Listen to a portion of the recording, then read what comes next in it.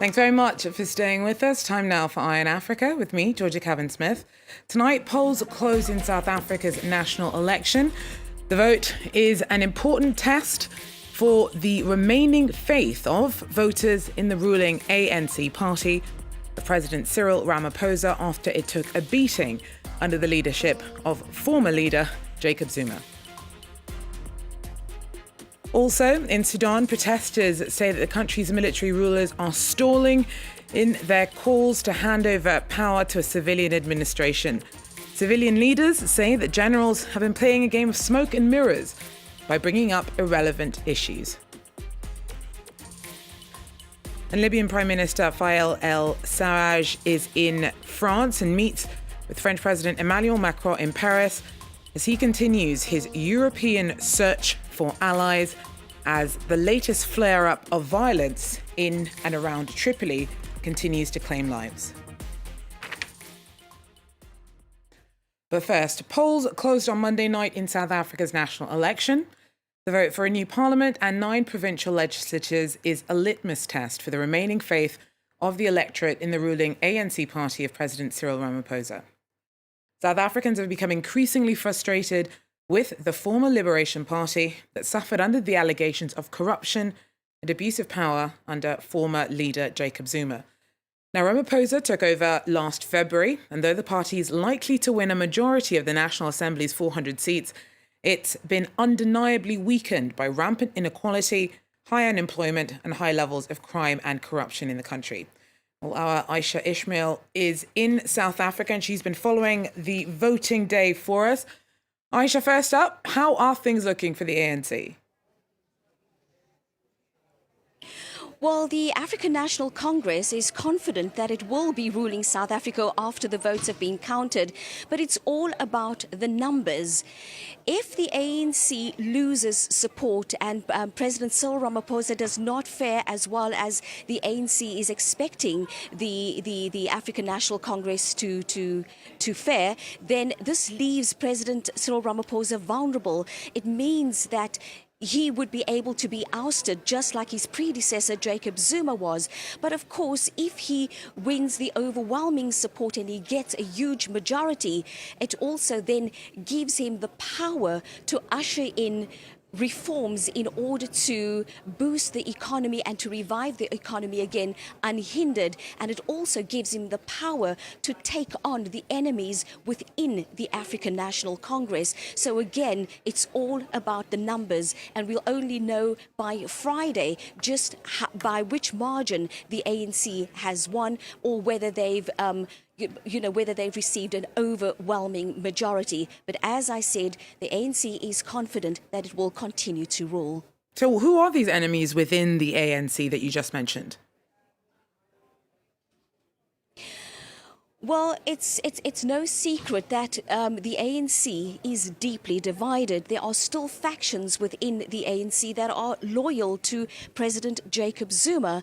And so analysts are saying that it's going to be this is really a test for President Cyril Ramaphosa. He needs to get the support in order to fight his enemies within the African National Congress and to bring about unity within this party. And he can only do this if he gets an overwhelming majority in this election.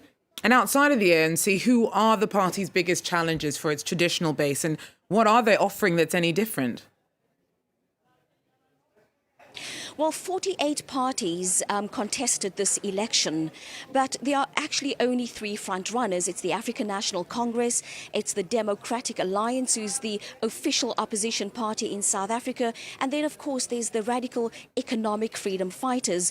Now, these 3 parties are actually offering the voters of South Africa almost the same things, except for the EFF, who from the very beginning, when they started the party, they were saying that they believe in expropriating white-owned land without compensation. The ANC, on the other hand, also said they believe in land redistribution and also believe in compensation or in expropriation without compensation. But they are saying that this must be done within the confines of the law. The Democratic Party, on the other hand, is saying, yes, we also believe that the land must be redistributed, but they do not believe that it must be that the land should be taken without compensation.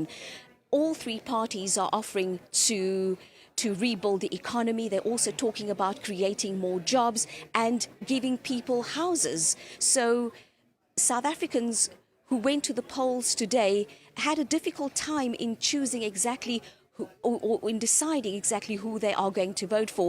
But the polls have closed and those decisions have already been made. Aisha, Ishmael there for us. Thanks very much. Well, Monday's vote was the sixth time that South Africans have headed to the polls since 1994 and the end of white majority rule. 25 years on, and the first generation born after the end of apartheid have started leaving university. Those who've been able to afford to go, that is. Well, known as the Born Free, some young black South Africans feel less allegiance to the scandal-prone ANC today. Many blame the party for its mismanagement of education and the economy. Nevertheless, they have not forgotten its past role in the struggle to represent black interests and opportunity. The University of Cape Town was founded in 1918, but recently has undergone a metamorphosis. Lecturers may be wearing the same robes as before, but the students have changed. In the class of 2019, all communities from across the country are represented, and the graduation ceremony triggers outbursts of true joy. Many of the graduates are the first in their families to receive university degrees. They're the born-free generation, those born after apartheid. Take Lulama, he's just completed his degree in civil engineering. His grandparents have come especially from Johannesburg for the ceremony. Lulama elamitemba dlamini. For this family, having an engineer for a son is a real godsend. 25 years since the first multiracial elections, Nelson Mandela is front of mind for many, as without him none of this would have been possible. Yes, I think we're carrying on this spirit of using education to do the impossible. We're using education to empower ourselves. And I think that's something that you would have been so happy to see. It's my born free. Thank you. But over the past 3 years, students have fought for their education. By taking to the streets, they've won the right to free university education from the government. For the Vice-Chancellor of the University of Cape Town, they've made an extraordinary breakthrough, but not one that will benefit all school leavers. We don't have enough universities in this country, and that's a big problem. I mean, the country only has got introduced 2 new universities since 1994, and they introduced them in the less than 5 years. These graduates are aware of their privilege. They'll escape unemployment. In South Africa, 40% of those under 30 have neither work nor the qualifications to find it. Well, Dr. Kelly Gillespie is a professor of anthropology at the University of Western Cape in South Africa. She joins us now. Doctor, thanks very much for speaking to us. Now, from your understanding, what is the broad perception of the ruling ANC by the Born Free generation? Thanks so much for having me. I think one of the major shifts in this generational attachment to the ANC is that for many of the Born Free's parents and grandparents' generation, the ANC was clearly the liberation party come into the state, the party that delivered freedom from colonial and apartheid rule. But the younger generation don't have the same kind of attachment or loyalty to the Liberation Party. In fact, they know it more as the party that has failed to overcome this long legacy of racial inequality and racial capitalism in this country, and experience it increasingly as a party unable to develop the capacity to deliver on its election promises. So what other societal changes have affected South Africa's political landscape since 1994 and the end of apartheid? Well, we've seen probably the most significant aspect of social change has been the creation of a small black middle class that has joined white South Africans in the middle class, but it's a very small number of people. In fact, we've seen inequality rise in the country. The universities have been the primary vehicle for creating an educated, professional, young black middle class, and yet as we've seen with student protests over the last years, access to education and the increasing cost of education is increasingly preventing young people from being able to access those middle-class jobs and middle-class professions. However, the ANC was smart to really listen to students during those protests, and one of the few good things that the Zuma presidency did do was to figure out how to provide for better funding, certainly not free education, but better funding for the education of those young people who desire to come into the universities and into professional classes in South Africa.